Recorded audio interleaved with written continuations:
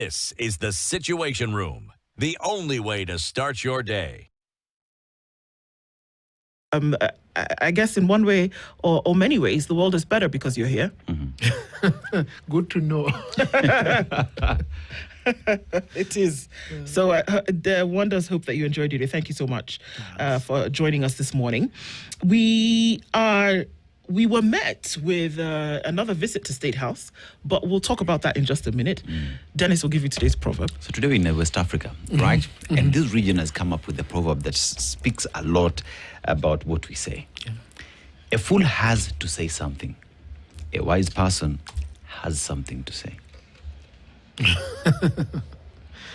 Of course, you see, for a wise person, the saying will come out effortlessly because it is within his or her province to disseminate wisdom. But for a fool, it must be propelled to come out because seldom does it exist. Yeah. Yes.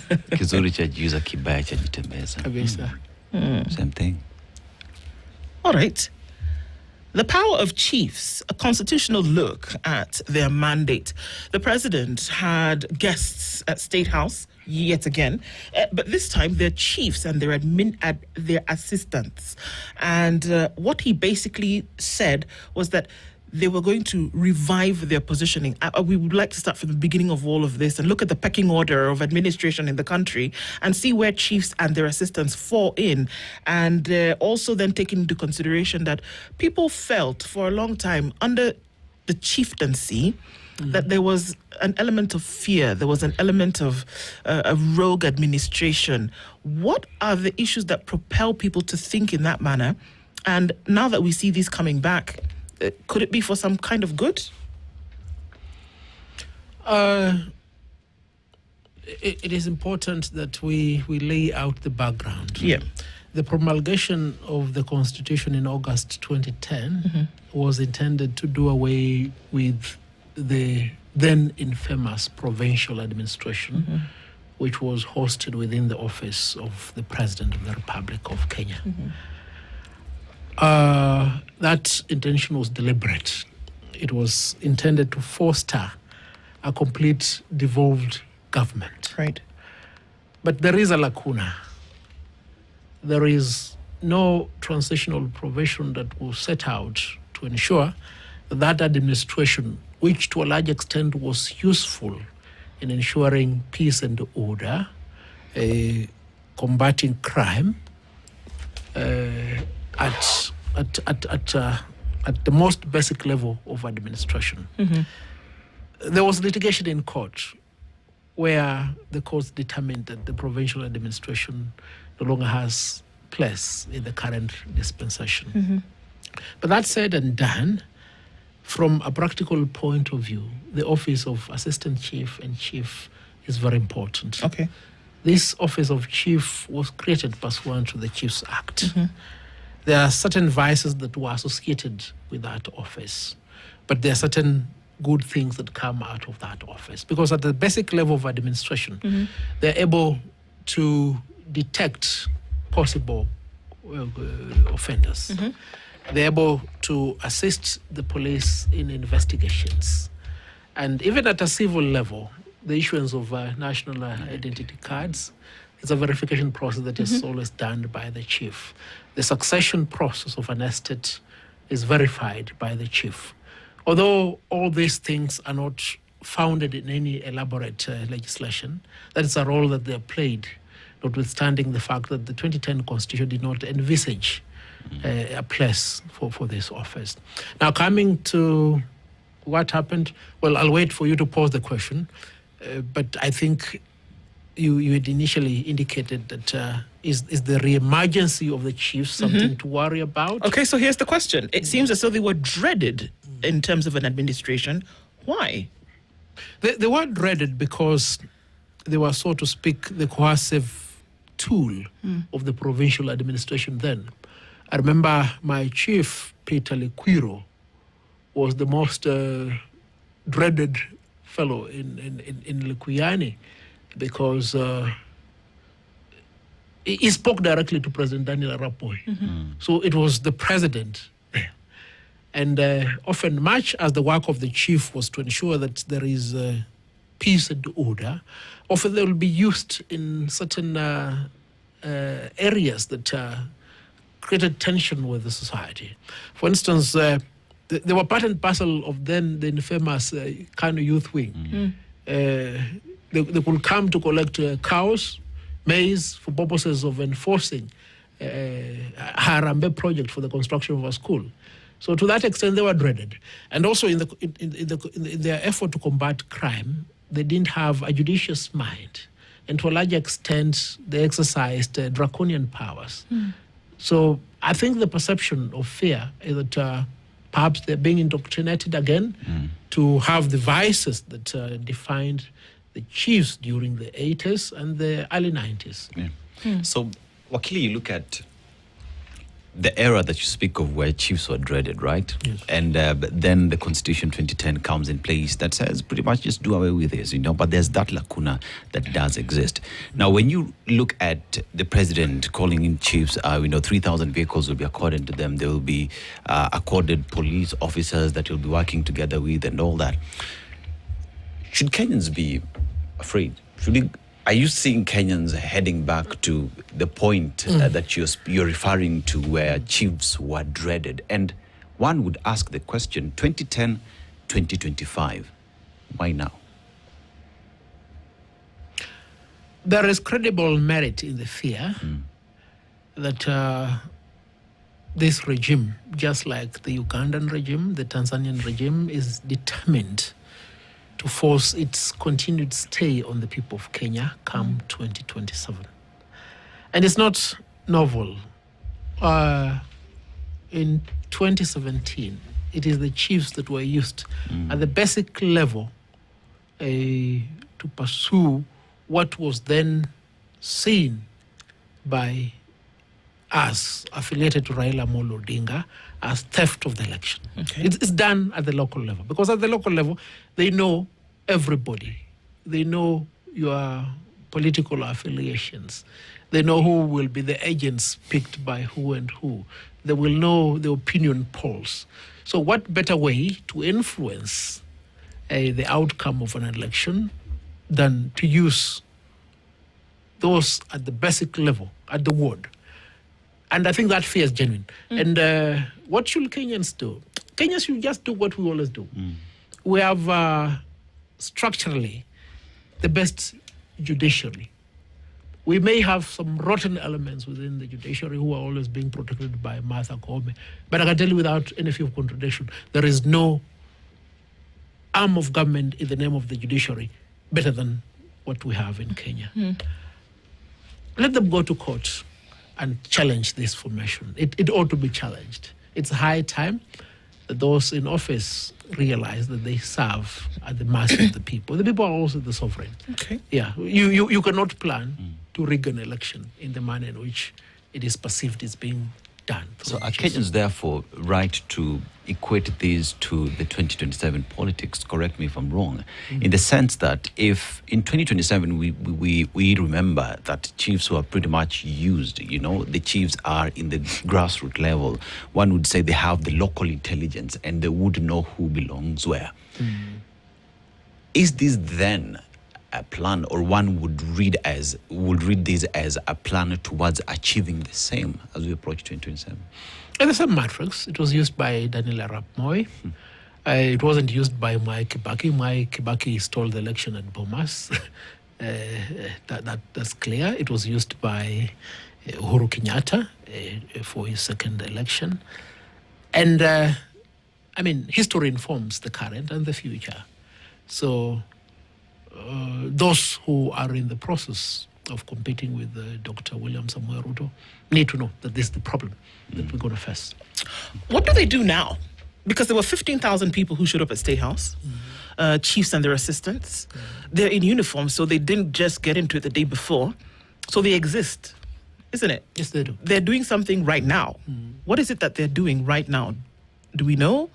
Or because it seems that that role is being enhanced, they're being asked to do something else. What do they currently do, and are they fulfilling that position? Yes, as we said at the beginning, the office of the chief, though not domiciled in an elaborate effectuating legislation, say for the Chiefs Act, which has had several torrents Yes. and challenges. Yeah. It's an important office. Sure. The problem is if that office is abused. And you see, from the threshold, the appearance, the attendance of chiefs in State House is not problematic. They represent the crown. Yeah. They function under the Ministry of Interior, and before they were directly under the office of the president. Right. But there is something wrong when the president says, I will enhance the capacity of your performance towards what end? You understand? I haven't heard that indicated that he may promote some of them Yes. upwards. I could actually read his There's statement. a number of things that he said he was going to do, so maybe we can look at that and then let us know. So let's interrogate So it. this is what he said. Chiefs and assistant chiefs are enablers of our country's development plan at the grassroots. We are therefore promoting all the trained chiefs and their assistants by a rank effective July 1st, 2026. To enhance accountability and efficiency at the community level, tablets will be issued to all chiefs. More than 3,000 new cars will also be made available to boost their mobility. Further, our more than 106,000 village elders across the country will be recognized and put on a monthly stipend of 3,000 shillings beginning July 1st, 2026. Share the progress of a bottom-up economic transformation agenda with more than 15,000 chiefs and assistant chiefs at State House, Nairobi. We will operationalize 24 new sub-counties, 88 divisions, 318 locations, and 675 sub-locations, and build 900 police stations to advance security in every part of Kenya. Okay. A plain reading of that statement indicates there's nothing wrong. But it's only a fool who relies on a plain reading of any statement that comes from the executive. So far, the president has cushioned his statement in a very elaborate manner to indicate that there's nothing amiss. But there's something amiss. Yeah, why the mobilization at this particular point in time? Why not much earlier? And the thing that is amiss in my projection, I'm not a prophet, is exactly what I've told you. To mobilize from the ward level so that at the polling station, they're able to manipulate the electoral process. What we saw in Mbere, what we saw in Malava in particular, is a precursor to what they may want to do. Because you see, ordinarily in a by-election, if the state is determined to influence that outcome, it can do it effortlessly because all the efforts will be deployed there. But in a general election, everybody is to him or herself. If you are vying at the ward, you will be by yourself. If you're vying in the constituency level, you'll be by yourself. So they will not be able to send Kindiki to Mberera because Kindiki will be struggling to support the president in the event he'll be picked as running mate. They'll not be able to deploy these other characters to Malava. So the only effective way of ensuring that they have control is to start from the grassroots. And 2 years is sufficient time towards that preparation. It's a worrying thing that would want to be planted as a seed of in our minds to imagine that this force of men and women then could essentially be used for purely government propaganda, number one, because he was very clear also about one of the things that he said, that these two, the chief and the assistant, would also be used to counter mis and disinformation about what government is doing, about projects, about development projects, about whatever the case may be. So essentially, they would write the perspective that could be wrong in the minds of Kenyans. Can you do that with a public office, which this is? They do it. The question is whether you can do it. They do it. For instance, if you go to a funeral in Matungu on Saturday, ordinarily there will be a slot allocated to the administration. They call it Serekali. And there will be a headman, it's called Mukasa or Likuru, who will come and speak.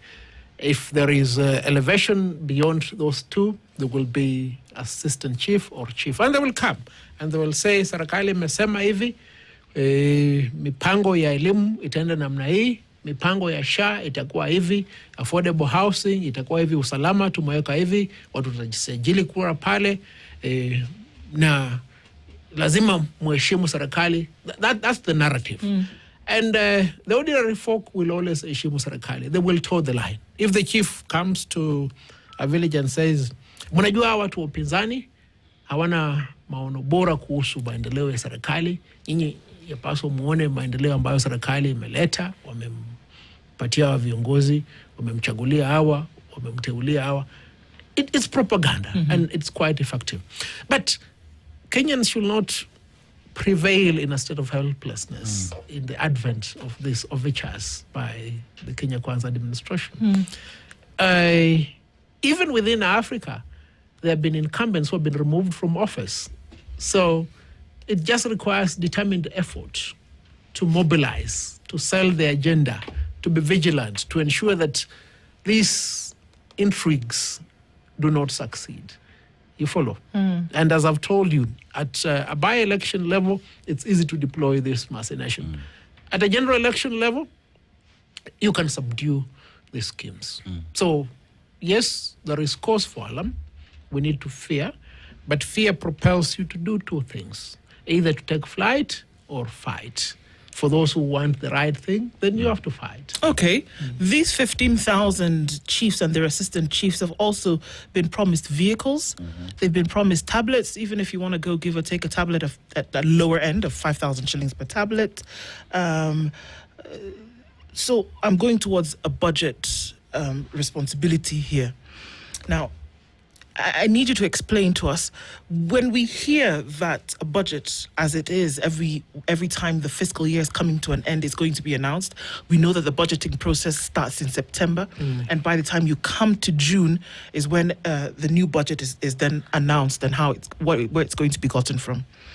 One would assume that anything that would be done in that fiscal year that then requires funding will be put or announced in that budget. Now, for something as big as this, one would imagine that would be in the budget. And if he talks about July 1st, 2026, that should have been in the budget that we are currently in. But I have looked for it and I can't seem to find it. Where do these monies come from? Where will they come from? Okay. As just talk about that, so we have 106,000 village elders that he's talking about, where each and every single individual will be getting 3,000 shillings. 3,000 shillings per month is 318 million shillings. If you do an annual of that, is 3.8 billion.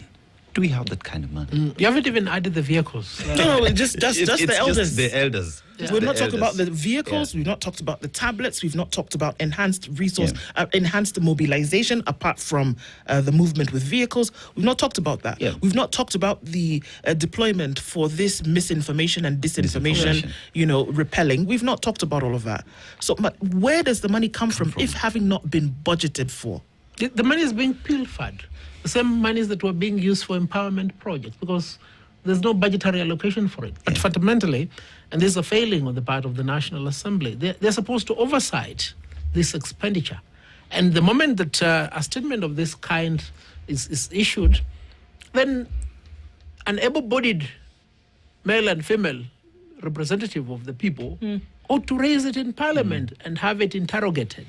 But we know we have, sorry to say, emasculated, effeminate individuals in the National Assembly who do not have the wherewithal of interrogating this thing, or they are so subdued that they cannot interrogate these things.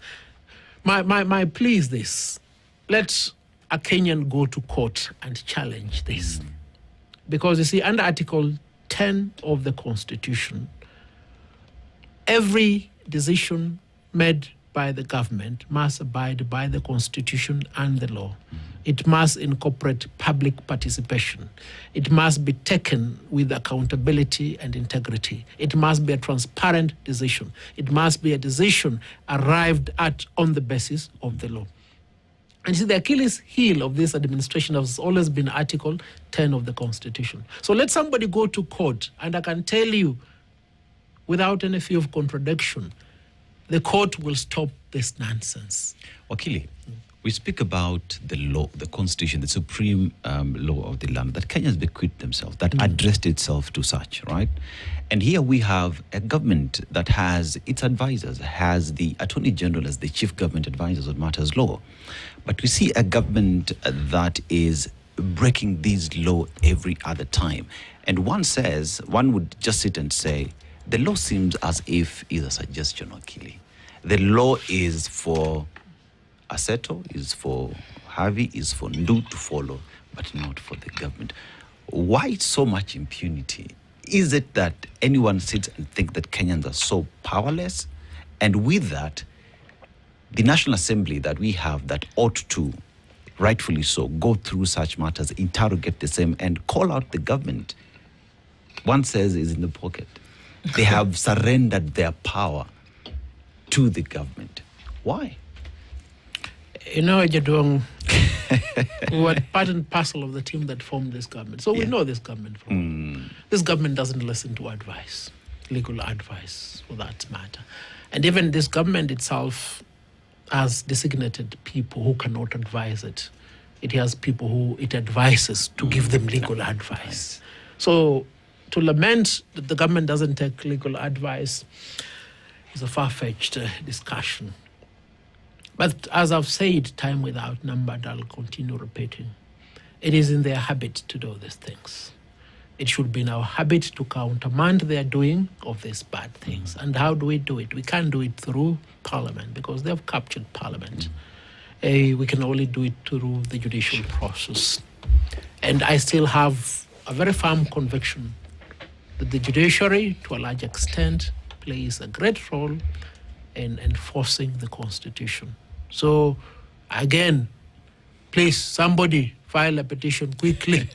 Go to court, you'll get a court order to stop this. But Okili, abrogation of the law by the highest office on land, what does that translate to Mwananchi? If we are breaking the law as the government, how do we expect Mwananchi to follow the law? Do they ever think of that? Mwananchi must follow the law. Because the failure of the leader to follow the law is not an excuse for Mwananchi not to follow the law. Because I'm a lawyer. I'm a law-abiding citizen. But the Mwananchi must also use the law to hold the leader accountable. You know, the president takes an oath of office to uphold the Constitution. There is a doubt as to whether that oath has been fulfilled insofar as my friend, President William Samoei Ruto, is concerned. To him, the Constitution looks like a suggestion. It's a great inconvenience. And I'm not saying this from the emptiness of my head. The fact that courts keep on overturning his decisions day after day is indicative of the truth of this fact. Today, unless the court is drunk, the court will invalidate the appointment of a panel to review cases for purposes of victim compensation. That one I can tell you without any fear of contradiction. Another confirmation that the president looks at the Constitution as an inconvenience. But we will not tire. The people must not tire. For me, I'm not going to court to file these petitions. I've served time. You know, you look at my hair. It is silver like Cicero. You know, in military parlance, I'm excused from carrying a rifle or a pistol. I can walk with my military fatigue assured that as a general, I don't need to participate in war. So let those captains and colonels go to court and challenge these atrocities. I've done my part. Right. Well, we look at this, it's the chiefs today, it was teachers yesterday, it's across board different sectors. And so if we can zoom out from this and look at what will be happening on a national scale, it's important for us to do so. That there seems to be a general leaning or alignment towards what will happen in an election in the next 1.5 years. And are we disingenuous then for looking at these issues one by one and that they could point to what could possibly happen in 2027? Are we in the Book of Lamentations for too long, that everything we see has to be something that could have an untoward ending? Or should we, and are we being too careful, too cautious? Are Kenyans getting to the point where they're overcritical of everything and want to point that there could be something, untoward happening by nature of the fact that, a few things are discussed here and there? Kenya is a body politic, and Kenyans are the most accomplished politicians, comparable only to the Athenians and the Romans of ancient time, because we have the most transformative constitution. Yesterday we had this conference at Safari Park, and I said, we may as well have the qualification of a law degree as the entry requirement for every male and female adult Kenyan, because that's Kenya. We are so informed, and the information necessitates that we interrogate these issues, and it's not a false alarm. It's not a false alarm. We are entitled. It's our right. The Constitution has given us the right to interrogate each and everything that the government does, and it doesn't matter even if we proceed from an erroneous premise. It's none of our business. Our work is to question. The work of the government is to work within the Constitution. Often they'll want to veer off the trail and the track, but the people must maintain their eternal vigilance. So to answer your question, we're not being overcautious. I mean, we're dealing with people who are predisposed to doing wrong. So we should always proceed from the premise that anything they do, even if it is a good thing, it's a wrong thing. And let them prove to us that it's the right thing. We have something that looks like this, and so it's a bit confusing. That every now and then there are things that pop out of the woodwork, and then you want to ask questions about, okay, what does this mean? The CS in the Ministry of Interior and National Administration had come up a couple of months ago with Jukwa Lausalama. And again, he was engaging individuals around these same administrative sectors. It's a bit of a whiplash situation, because then we're not quite sure what's happening with that, what's happening with this, and there seem to be a lot of avenues for which money is being spent, and for which there is no explanation and or accountability for the same. It puts Kenyans in a bit of a difficult situation, because you're not really sure who's doing what and for what purpose. One would have imagined that what these established in State House on Monday is what the Jukwa Lausalama was supposed to be with, President CS Murkomen, or at least that they could marry in one way or another. Does it speak of, confuse them so that they don't ask too many questions? Well, the confusion will not succeed.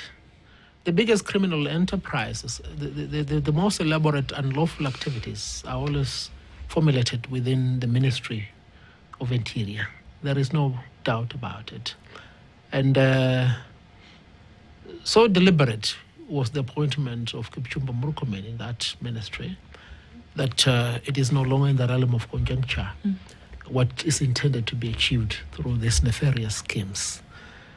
And as they contrive this confusion, we must always be alert to see to it that we countermand and ensure they don't succeed. Yeah, they don't mean well. That is a fact. We look at, let's start from the lowest level that they've called the village elders, right? Who one would say then reports to an assistant chief to chief, and then we have the county commissioner. Let's look at the command structure in terms of who these provincial administrators report to and where that falls in the law. I mean, at the end of the day, is that basis enough for that to be challenged in court? Because where is it placed in the Constitution? It's nowhere in the Constitution, but I can elaborate the pecking order. I mean, it starts with the headman, the assistant chief, the chief, the coordinator at the sub-county level, the coordinator at the county level, then there is the regional coordinator. Ideally, this mirrors the provincial administration. The headman, the assistant chief, the chief, the district officer, the district commissioner, and the provincial commissioner. This was the instrument of coercion during the reign of President Daniel Arap Moi. It is still there. It cannot be otherwise concealed. And remember, at one particular point in time, elections in Kenya were being oversighted by the provincial PCs, administration. yes. It was Yeah. the DO, the DC, and the PC who were the returning officers at those three levels. So make no mistake about it. There's no novelty in anarchy. There's no novelty in anarchy. It's a script that has been used for thousands of years. So when you see it being deployed this time, don't be surprised. Just look into it. But have the realization that it's being deployed without any anchoring in the Constitution. There is no statute that has domiciled this recidivist provincial administration. You're just speaking in terms of this is the law that you're supposed to operate in. Yes. But you choose to completely walk outside that constitution and assume that it's business as usual. What are we doing? Because, you see, Kibaki retained the provisional administration. Challenges were made in court. The court has pronounced itself on this matter. Okay. Kenyatta retained it. So William said, okay, fine. The previous kings have had these privileges. Why should I be denied? But they're not due. They're not justified. They're not lawful. And that is why, if somebody is listening, please start drawing the petition. Go to court. Go to court. Okay.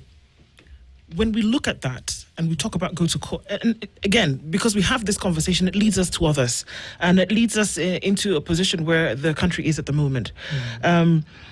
It's no surprise, like you say, that when you see things happening in the succession in which they do, then you then must start asking questions. The question marks start to ring in your head, because we've just come off of an election where it was very clear that there were many things that should have been followed by the rule of law. They were not. And there seems to be excuse after excuse given as to why that can't happen. There seems to be, I don't even know what the word is, there is no appetite for following the law. Just yesterday, courts have asked that the two police bosses come to court on the 16th of December to explain where Mwenda Mbijiwe is. Explain what happened to him. I can bet you today that by the 16th of December, these two gentlemen are not going to show up in court, as has been the practice. That we say during by-elections, or any election for that matter, that elected members of parliament have no business being in a polling station. But they're all over the place like white on rice. That we say that state officers should not be involved in campaigning, but it happens. That state resources should not be employed for an election or anything that is not part of the office, but it happens. An abrogation of the rule of law time and time and time again. That money should not be spent, not budgeted for. You have 15,000 chiefs who you've told you're going to give them money in less than a year. We don't know where the money is coming from. It's not budgeted for. It's not in plain sight. Nelson, over and over and over again, what you see is that the law is being broken, but it doesn't, even if somebody goes to court, it doesn't quell the appetite for the breakage of this law. That's one of the major problems that we have. How do you counter this? How do you do that? Self-help is still a recognized mechanism in law. And self-help has been used before. Topple kings, have them beheaded, have them hung, have them shot. It's self-help. It's permissible. So how do we deploy self-help here? You saw the other day, somebody blocked Larry Madowo on the road. That is self-help. Very effective. You get it? The judge of that drama thing is called Bernard Buga or what? Ian.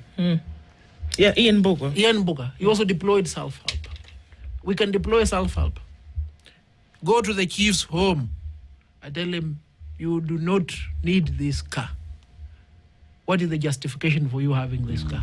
We'll excommunicate you from this village if you continue participating in nefarious activities that offend the Constitution.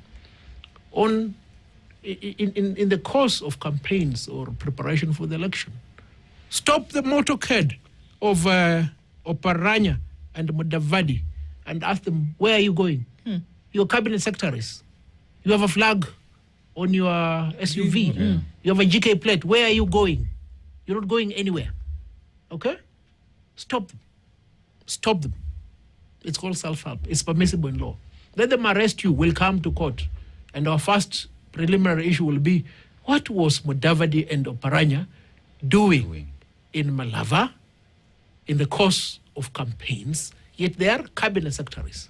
And there is no magistrate who will be able to countermand what you say. Self-help.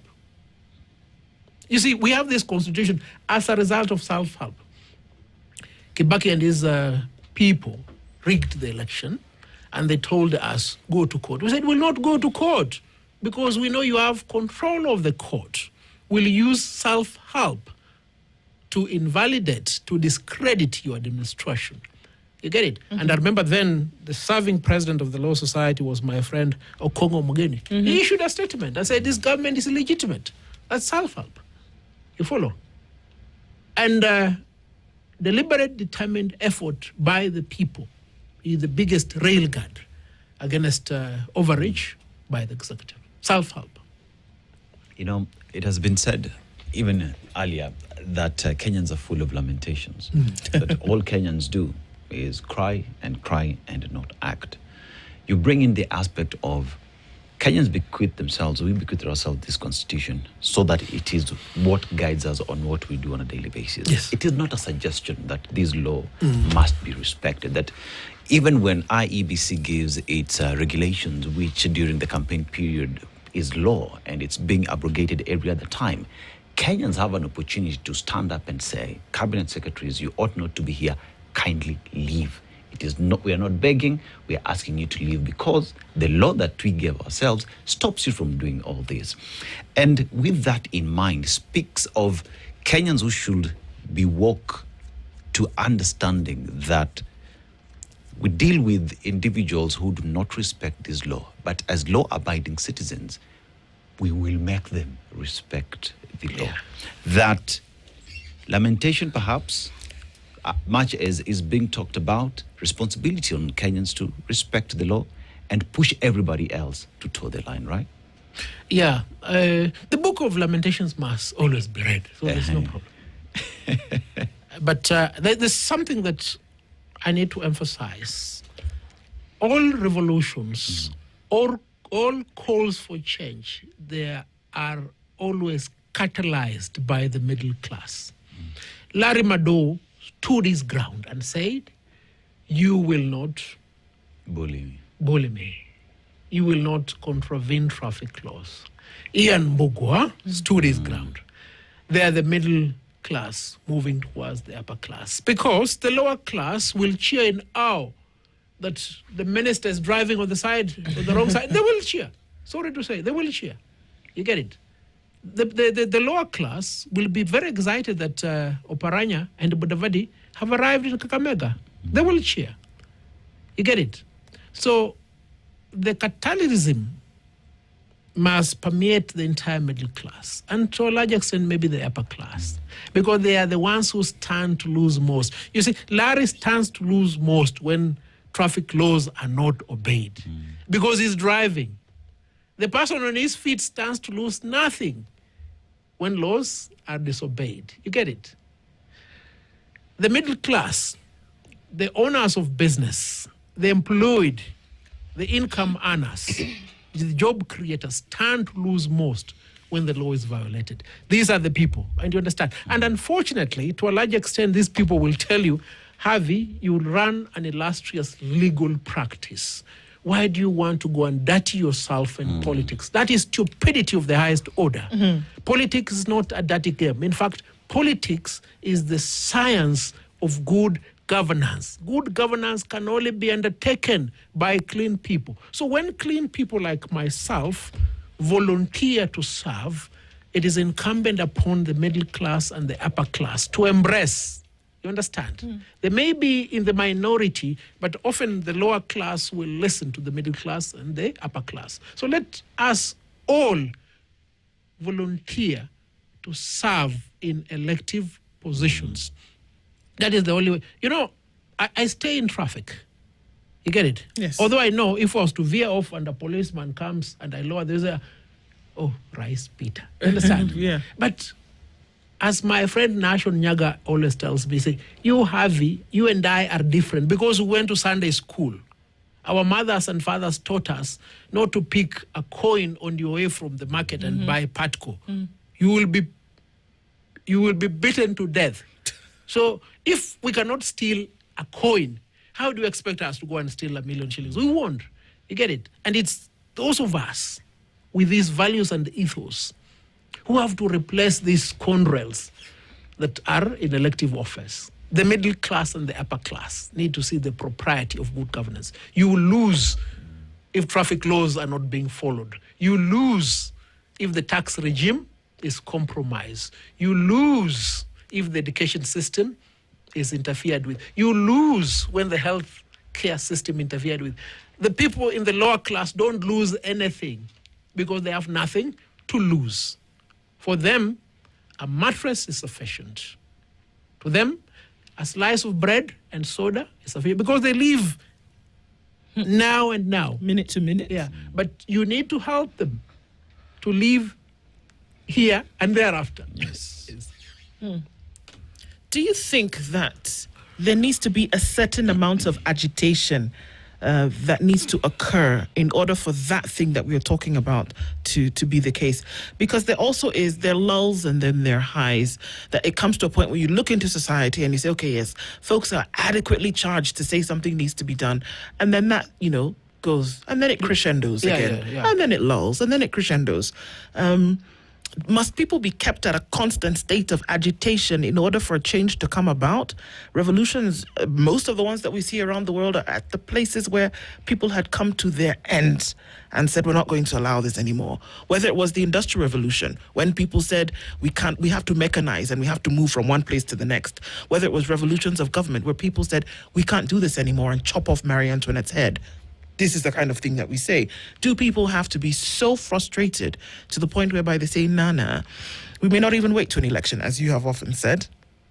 Does that have to be the status quo in order for change to come? We don't need to be in perpetual agitation for a revolution. We just need to ensure that the revolution does not replace Marie Antoinette with her daughter or her son. Because that's what revolutions in Kenya have done. What did we achieve after the 25th June protest? Of course, we got the president to reject the finance bill. But what did the president do? Purported to fire the entire cabinet and replace the cabinet with scoundrels worse than the ones he had fired. You get it? So we dropped the ball. Okay? And in fact, and I've said this on this platform, didn't we cheer? Did we celebrate? Were there no homecomings when William Samuel Ruto appointed the very same person who had called William Samuel Ruto's cabinet as skunks into the cabinet? Right. We cheered. There was a homecoming. Yes. Yeah, we are the fools. We are the idiots. You see, I've created this premise. There's an average of 22 non-professional organizations in Kenya. Professions with certain standards. We need these people to be in elective and appointive offices. How many cabinet slots do we have? 22. Yes. So let them be occupied by professionals. Article 73 of the Constitution is the leadership and integrity. For appointive office, it must be based on competence and suitability. What? Competence and suitability. So if you're not a medical doctor, what is your competence and suitability to serve as cabinet secretary? For health. Okay? If you're not an expert in education, you are a damn lawyer like me, making noise every day to earn a living. What is your qualification on account of competence and suitability to serve as cabinet secretary? Education. If you are a damn lawyer like me, in fact, a worse lawyer, what is your competence, suitability, okay, to serve as the cabinet secretary of defense? Tell me, which cabinet secretary of defense in the United States is not a general? Tell me. It is there in the Constitution. Yeah. But when these stupid appointments are made, we cheer. We have homecoming for these scoundrels. We must say no. Refuse to attend these homecomings. Stop the car and ask Soipan, what is your competence and suitability to be the Cabinet Secretary of Defense? Stop the car and ask Bigo Sogomba, what is your competence and suitability to be the Cabinet Secretary of Education? Stop the car and ask Duale, can you treat a patient? You see, in England, if the king or the queen is sick, the first doctor is the cabinet secretary in charge of public health to attend to the king or the queen. Can he go and attend to the king and the queen when they are sick? Can you go to state, I'll say? You know, I'm enraged. Yeah, I'm really enraged. Yes. And I want Kenyans to be enraged because you can never be pivotal in decision making unless the wrong thing sufficiently enrages you to take action. Right. Yeah. Unless you're angry enough. Yeah. Yes. Who is the About cabinet this- secretary in charge of agriculture, sports? Yeah. I remember all the ministers in Moi's administration. I don't remember the cabinet secretaries in this administration because they are nobodies. You get it? And we have allowed these nobodies to be in charge of very serious responsibilities of national government. A lot to be thought of, you know, and this is it, we see things in society, but then they're actually synonymous with other things that are happening, and for us to then make the connection is very important. And discourse is important to be engaged in these things. You can't know what to do next if you're not clicked into the conversation. Elson Harvey, thank you for being here with us this morning. Always a pleasure. Asante I sana. hope I've not enraged the studio. Or perhaps that's So what's that- needed. Perhaps that's what's needed. You're not angry enough. You know? At 9:01, good morning. More conversations continue after this. Thanks. This is the Situation Room, the only way to start your day.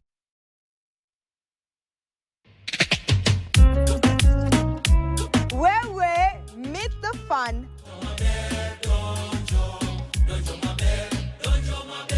The fire. Niko base na wazing na napepeta kajing buda phone na ring natakika na kwa busy And the unstoppable straight up crew. chini. You already know the drill. Amazing conversations with the hottest artists in the 254 and beyond. Gote, Winnie gote, Winnie Wagon dau, Tipsy G, Mr. Black Chocolate, Mr. Kufinish Kumalo Mazeni. gote. Hapa ni vibes on vibes, hit after hit na mix zingine motomoto zinakam, au sio? Na right now bado tunatatua mziki mimi natema na ni ibi mimi na rarua. This is Team Straight Up in full effect. DJ Tatua. Lock it in and turn it up. DJ Tatua, most volume DJ. And I am the dazzling Ashley Kinagwa. Every Saturday, Pale straight up from 11 a.m. hadi 1 p.m. mazetokeeni. We are turning it up straight up style. Kambaya. Hapa KTN. Hauna mbota na bado timing unatolewa. Bora mpishi jumpishi bora shaolewa. Easy but niko easy ganji kitolewa.